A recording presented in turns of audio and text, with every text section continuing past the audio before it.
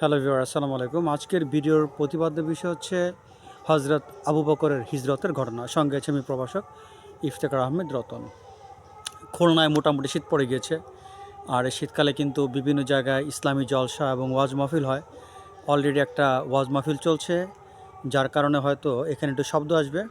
বিষয়টা খুব একটা নর্মাল হিসেবে আপনারা ধরে নেবেন। এখন অনেক জায়গায় ওয়াজ মাহফিল হয়, ভিডিও করার সময় একটি শব্দ আসবে, স্বাভাবিক। তো যাই হোক, আমরা এখন মূল ভিডিওতে প্রবেশ করি। হজরত আবু বকর রাদিয়াল্লাহু আনহু উনি কিন্তু কুরাইশ সম্প্রদায়ের একজন আধিপত্যকারী ব্যক্তি ছিলেন। তিনি ছিলেন অত্যন্ত সচ্ছল, সলভেন্ট পারসন। এর জন্য তিনি ইসলাম গ্রহণ করার পরে কুরাইশ সম্প্রদায়ের লোকজন সরাসরি তাকে প্রথম পর্যায়ে তেমন কিছু বলার সাহস পাননি, কিন্তু তাদের ভিতরে একটা চাপা ক্রোধ ছিল এবং সুযোগ পেলেই তারা হজরত আবু বকরকে আক্রমণ করে বসবে, এই রকম একটা চিন্তা ভাবনা তাদের মধ্যে কাজ করছিল। তো যাই হোক, হজরত আবু বকর রাদিয়াল্লাহু আনহু রাসূলুল্লাহ সাল্লাল্লাহু আলাইহি সাল্লামের প্রেমে পড়ে তিনি কি করলেন, তিনি মাঝে মধ্যে সুযোগ পেলেই ধর্মের দাওয়াত দিতেন। তো তিনি তালহাকে, হজরত তালহাকে ইসলাম ধর্মের দাওয়াত দিলেন। তালহা ইসলাম ধর্ম কবুল করলেন। রাসূলুল্লাহ সাল্লাল্লাহু আলাইহি সাল্লামের মতাদর্শকে তিনি কবুল করলেন। কিন্তু তালহার চাচা অত্যন্ত রাগান্বিত হয়ে এই বিষয়টিকে কেন্দ্র করে, যেহেতু তালহা ইসলাম গ্রহণ করেছে, এই বিষয়টিকে কেন্দ্র করে তালহার চাচা অত্যন্ত রাগান্বিত হয়ে যান এবং তিনি তালহা এবং হজরত আবু বকরকে একত্রে বেঁধে প্রচণ্ড পরিমাণে মারধর করেন। এই অত্যাচার তারা দুজন নীরবে সহ্য করলেন। সবচেয়ে অবাক করার বিষয় হচ্ছে, হজরত আবু বকর এই নির্যাতনের শিকার হয়েও তিনি তার সম্প্রদায়ের লোকদের কাছে গিয়ে কোনো অবজেকশন করেননি। তিনি নির্বিচারে, তিনি নীরবে এই সকল অত্যাচারকে তিনি গ্রহণ করেছিলেন। যাই হোক, মুসলমানদের প্রতি কাফেরদের অত্যাচার বাড়তেই লাগলো। রাসূল করিম সাল্লাল্লাহু আলাইহি সাল্লাম চিন্তিত হয়ে পড়লেন, এভাবে যদি অত্যাচারের শিকার হয় মুসলমানরা, টিকবে কিভাবে?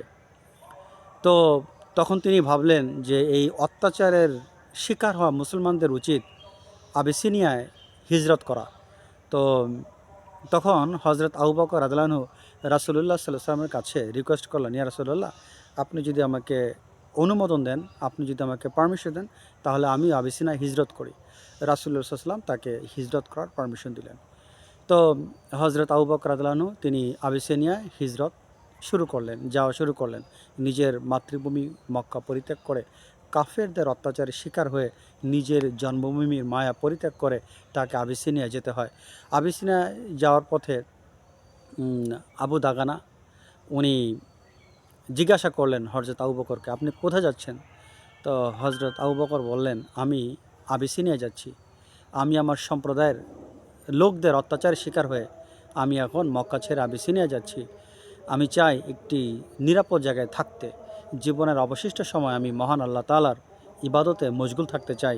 এখানে আমি নিরাপত্তা পাচ্ছি না। আবু দাগানা বললেন, দেখেন, আপনি হচ্ছেন সমাজের একজন প্রভাবশালী ব্যক্তি, আপনি গরিবদের বন্ধু, আপনি চলে গেলে তো সমস্যা হবে। তো আপনি দয়া করে যাবেন না। আপনার নিরাপত্তার দায়িত্ব আমি নিলাম, আপনার নিরাপত্তার দায়িত্ব আমি নিলাম, কেউ আপনাকে কোনো আঘাত করতে পারবে না। তখন আবু দাগানা তিনি কুরাইশদের সামনে এসে বললেন, মক্কাবাসীদের সামনে এসে বললেন, আজ থেকে তিনি প্রকাশ্যে বললেন, আওয়াজ করে বললেন, আজ থেকে কেউ আবু বকরের গায়ে হাত দিতে পারবে না, তাকে কেউ অত্যাচার করতে পারবে না, তাকে কেউ ডিস্টার্ব করতে পারবে না। তার নিরাপত্তার দায়িত্ব আমি নিয়েছি। সে আবিসিনিয়া যেহেতু, আমি তাকে ফেরত নিয়ে আসছি, সে আর সেখানে যাবে না, কিন্তু তার নিরাপত্তার দায়িত্বটা সম্পূর্ণ আমি নিয়েছি, তোমরা কেউ তাকে আঘাত করতে পারবে না। তখন কুরাইশ সম্প্রদায়ের লোকজন বললেন, ঠিক আছে, আমরা তোমার কথা মেনে নিলাম, যাও, আমরা আবু বকরকে কিছু বলবো না, কিন্তু একটা শর্ত আছে। শর্তটা কি? সে কখনো উচ্চ স্বরে পবিত্র কোরআন শরীফ তেলাওয়াত করতে পারবে না। সে উচ্চ স্বরে কোরআন শরীফ তেলাওয়াত করতে পারবে না। তো আবু দাগানা বলেন, ঠিক আছে, সে কোরআন শরীফ উচ্চস্বরে তেলাওয়াত করতে পারবে না। হজরত আবু বকর এটি মেনে নিলেন এবং তারপর থেকে তিনি তার বাসা এবং মসজিদে তিনি আওয়াজ না করে খুব অল্প আওয়াজে তিনি পবিত্র কোরআন শরীফ তেলাওয়াত করতেন। কিন্তু তার কাছে এই বিষয়টা ভালো মনে হচ্ছিল না। তিনি রাসূলুল্লাহ সাল্লাল্লাহু আলাইহি ওয়াসাল্লামের কাছে যে বললেন, ইয়া রাসূলুল্লাহ, একজন কাফেরের নিরাপত্তার আমার প্রয়োজন নেই, আমার নিরাপত্তার জন্য আল্লাহ তার রাসূলই যথেষ্ট। আমি কাফেরের নিরাপত্তা চাই না, আমি হিজরত করতে চাই। আমি এখানে থাকতে চাই না।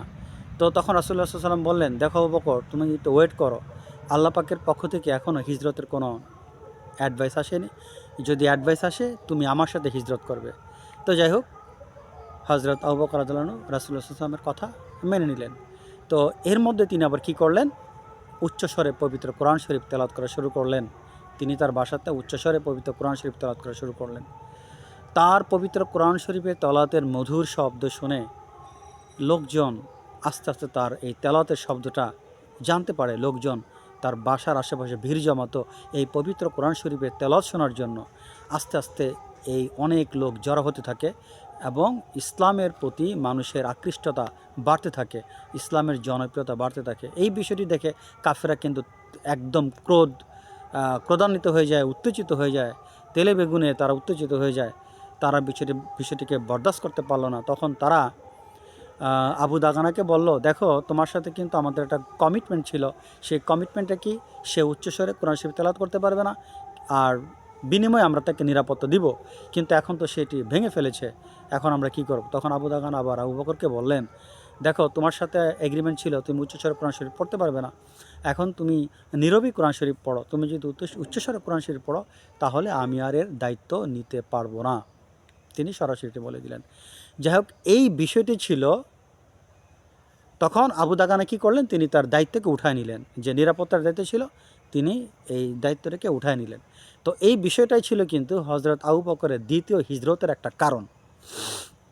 তো দেখেন তারা ধর্মের জন্য কতটা ত্যাগ করেছেন, কতটা ত্যাগ স্বীকার করেছেন।